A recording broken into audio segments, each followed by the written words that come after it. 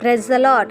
మన ప్రభు అయిన యేసుక్రీస్తు పరిశుద్ధమైనటువంటి నామంలో ఈ ఉదయకాలపు కృపావార్తను వింటున్నటువంటి మీ అందరికీ దేవుని పేరట వందనాలు చెల్లిస్తూ ఉన్నాను. అందరూ బాగున్నారా? మరి ఈ పూట ప్రభు మనకిచ్చినటువంటి వాక్యాన్ని మనము పరిశుద్ధ గ్రంథంలో చదువుకుందాం. రాజుల మొదటి గ్రంథము 5వ అధ్యాయము 4వ వాక్యాన్ని చదువుదాం. రాజుల మొదటి గ్రంథము 5వ అధ్యాయము 4వ వాక్యాన్ని చదువుకుందాం. తన దేవుడైన యెహోవా నామ ఘనతకు అతడు మందిరమును కట్టింప వీలు లేక పోయినన్న సంగతి నీ వెరుగుదువు. ఇప్పుడు శత్రు ఒకడును లేకుండను అపాయమేమియూ కలుగకుండను నా దేవుడైన యెహోవా నలు దిశలను నాకు నెమ్మది దయచేసి ఉన్నాడు. హల్లెలూయా. నా దేవుని బిడ్డలారా గమనించండి, ఇక్కడ మనం చదువుకున్నటువంటి యొక్క వాక్య భాగంలో నా దేవుడైన యెహోవా నలు దిశలను నాకు నెమ్మది దయచేసి ఉన్నాడు అన్న వాక్యాన్ని మనం చదువుతూ ఉన్నా. నా దేవుని బిడ్డలారా, మరి సొలొమోను మహారాజు ఈ యొక్క మాటని ఇక్కడ తెలియపరుస్తున్నట్లుగా మనము గ్రహిస్తూ ఉన్నాం. మరి సొలొమోను యొక్క కాలంలో ఇజ్రాయేలు ప్రజలు ఎంత నెమ్మదిగా జీవించారు అని అంటే, దేశములో నెమ్మది, కుటుంబాలలో నెమ్మది, నా దేవుని బిడ్డలారా పరిపాలనలో నెమ్మది, ఒక వ్యక్తి యొక్క జీవితంలో నెమ్మదిని మనం చూస్తున్నాం. అంటే ఇది ఆ దేవుడైనటువంటి యెహోవా నలు దిశల నెమ్మది దయచేశాడట. హల్లెలూయా. నా దేవుని బిడ్డలారా సొలొమోను చెప్తున్నటువంటి మాట ఇది.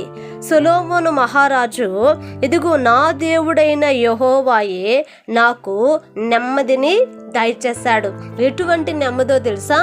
చూడండి, మన ప్రభు ఇచ్చేటువంటి నెమ్మది ఎటువంటి నెమ్మది అని అంటే, నలు దిశల అతనికి ప్రభు నెమ్మదిని దయచేశాడంట. చూడండి నా దేవుని బిడ్డలారా, నలు దిశల ప్రభువు నెమ్మదిని దయచేశాడంట. అంటే అతని రాజ్యములో నెమ్మది ఉంది, నలు దిశలా ఉందండి. మరి అతని రాజ్యం అంతటి మీద నెమ్మది ఉంది. చూడండి, ఆ రాజ్యంలో ఉన్నటువంటి మంత్రులు కానివ్వండి, ఆ రాజ్యంలో ఉన్నటువంటి ప్రజలు కానివ్వండి, కుటుంబాలు కానివ్వండి, నెమ్మది కలిగి ఉంటున్నారట. కానీ ఈ రోజున మన దేశంలో నెమ్మది ఉందా? మన దేశంలో నెమ్మది కలిగినటువంటి పరిస్థితులను మనం చూస్తూ ఉన్నామా? ఆలోచించండి. దేవుని బిడ్డలారా, ఎక్కడ చూసినా ఎటు చూసినా భయంకరమైనటువంటి ప్రతికూలమైనటువంటి పరిస్థితులు, భయంకరమైనటువంటి మరి ఎన్నడూ కని విని ఎరుగనటువంటివి ఇప్పుడు జరుగుతూ ఉన్నాయి. ఈ రోజున ఎంతోమంది నా దేవుని బిడ్డలారా డాక్టర్స్ రోడ్ల మీదకి వచ్చారు. ఎందుకు? ఆలోచించండి నా దేవుని బిడ్డలారా, ఆడపిల్లలకి నెమ్మది ఉందా? నా దేవుని బిడ్డలారా తల్లిదండ్రులకి నెమ్మది ఉంటుందా? ఆలోచించండి. చదువుకుంటున్న పిల్లలకి నెమ్మది ఉంటుందా? పని చేసుకుంటున్నటువంటి వారికి నెమ్మది ఉంటుందా? సేవ చేసుకుంటున్నటువంటి వారికి నెమ్మది ఉంటుందా?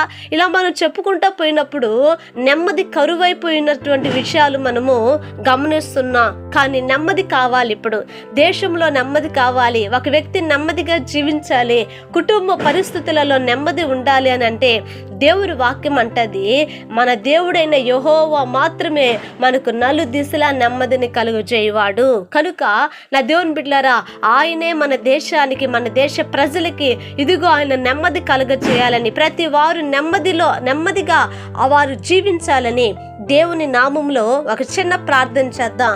మహాపరిశుద్ధుడు అయిన మా తండ్రి, కృపగలిగిన దేవానికి స్తోత్రాలేసయ్యా.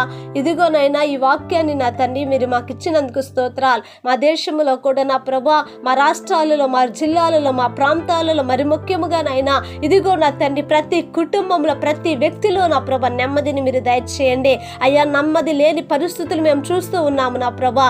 గందరగోళంగా నా తండ్రి నైనా అయ్యా, ఇదిగో ఎంత భయంకరమైనటువంటి పరిస్థితులను మేము చూస్తున్నాము. కానీ నా ప్రభా, నీవు మాత్రమే నలు దిశలా నెమ్మదిని దయచేసే దేవుడు. కనుక అయ్యా నెమ్మదిని దయచేయమని నీ చేతికి అప్పగిస్తూ యేసు నామమున అడిగి వేడుకొంచున్నాము తండ్రి. ఆమేన్. Praise the Lord. దేవుని కృప మీకు తోడై ఉండును కాక.